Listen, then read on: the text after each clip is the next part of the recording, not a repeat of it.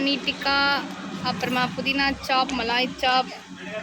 இங்கே புர்ஜ் கலீஃபா சாப்பிட இருக்குது. தாஜ்மஹால் சோயா டிக்காவா. அப்புறம் மெயின் கோர்ஸில் பார்த்தீங்கன்னா ட்விட்டர் கிரேவி சாப்பா, ஃபேஸ்புக் கிரேவி சாப், இப்படிலாம் பேர் வித்தியாசமாக இருக்குது.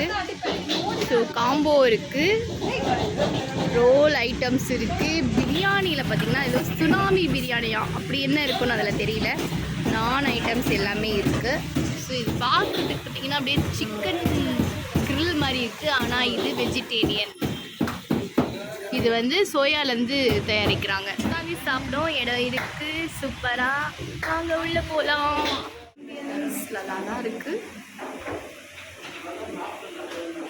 நிறைய வெரைட்டி சாப் இருக்குது. நாங்கள் வந்து அக்கனி மலாய் சாப் வந்து ஆர்டர் பண்ணோம். ஸோ எப்படி இருக்குது டேஸ்ட் பார்க்குறேன்.